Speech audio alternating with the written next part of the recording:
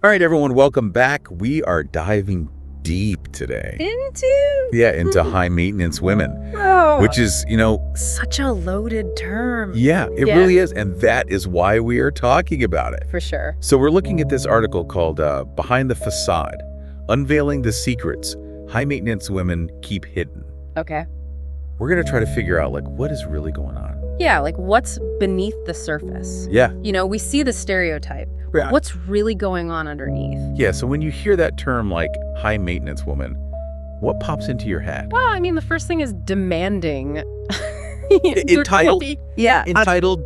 All the negative stereotypes. Exactly. And so where do you think those come from?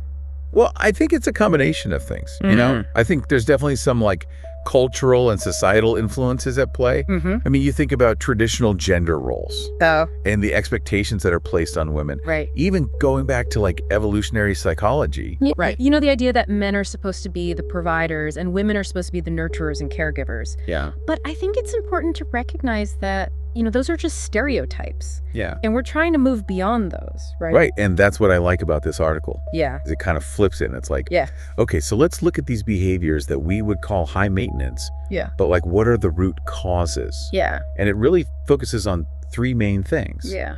Insecurity, past trauma, and societal pressures. Right. So let's break those down. Yeah. That's The first one, insecurity. I think we've all been there. Right. We've all felt insecure at some point. Absolutely. So how does that manifest as high maintenance behavior? So think about someone who's constantly seeking reassurance. Yeah. Always needing validation from others. Uh-huh. They might seem demanding or overly focused on getting attention, but underneath, it's really driven by this deep fear of not being good enough. Right. It's almost like overcompensating. Exactly. They're trying to fill that void Right. by seeking external validation. Yeah. Yeah. And then how about past trauma? Right. So if someone's experienced a betrayal Okay. or a painful relationship in the past, they might build up walls Right. as a way to protect themselves. Protect themselves. Exactly. And this can come across as being distant or difficult, Yeah. even when they deeply crave connection. That's so sad. It's like a defense mechanism Yeah. because they've been hurt before Right. and they don't want to be hurt again.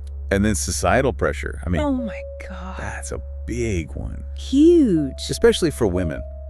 Talk So- about that for a second. Oh gosh. Think about the constant bombardment of images Yes. that we're exposed to in the media Every day. every single day.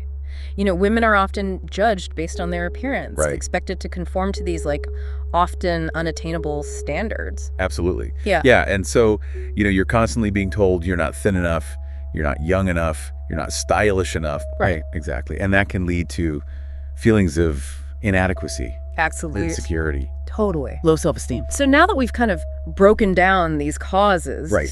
the article gets really interesting when it starts talking about Funny. the secrets that these women keep hidden. Oh. And one of them that I found really interesting is that a lot of these women who appear really confident Right. are actually struggling with a lot of fear and insecurity. Absolutely. It's like a facade. Yeah. It's a way of protecting themselves. Right. If they appear strong Yeah. and in control, maybe no one will see how vulnerable they actually feel inside. Right. Like a defense mechanism. Exactly. Interesting. Okay. So what are some of the other secrets?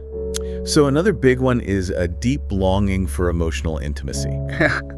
These women might crave genuine connection, Yeah. but they may not have the tools or the self-awareness to express those needs in a healthy way. Yeah. So their behavior, which might seem demanding or attention-seeking, could actually be a clumsy attempt to get their emotional needs met. Right. They don't know how else to do it. Right. They're just trying to figure it out. Yeah. And I bet a lot of people can relate to that. Absolutely. Not knowing how to express your needs. Right. And that's why the article really emphasizes the importance of open communication Makes you raise. and emotional intimacy. Absolutely. So how do you cultivate that? Well, I think it starts with self-awareness, Okay. understanding your own needs Right. and patterns, Uh-huh. and then being able to communicate those needs to your partner In a healthy way. in a healthy way. Exactly. And the article quotes Esther Perel, Oh, yes. who's a therapist. Yes. And she says, the key to understanding high maintenance women is to recognize that their behavior is often a manifestation of deeper insecurities and fears. That's so true. Right. And we see this in Sarah's story. Yeah, Sarah's story is such a great example of how open communication and a willingness to address those underlying issues can really transform a relationship. Right. Her high maintenance behavior stemmed from a fear of abandonment. Right. Which she was able to overcome through therapy and honest conversations with her partner. Right. And I think that's really encouraging to hear. Absolutely. Because it shows that it's possible to change these dynamics. Right. It's not a life sentence. Now, the article doesn't just talk about how to, deal with high maintenance behavior. Yeah. It also talks about prevention. Yes. So what can we do to prevent these kinds of dynamics? Well, I think it starts with self-reflection. Okay. Both for ourselves and our partners. Okay.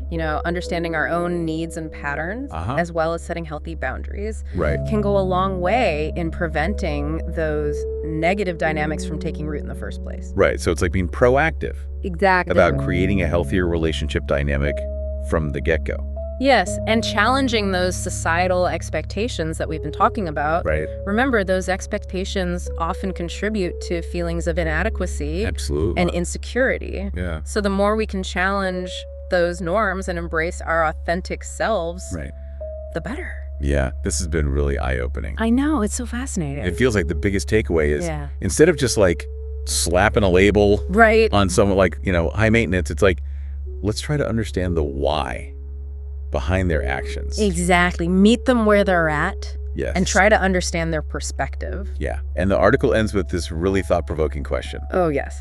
What if, instead of judging, we started listening?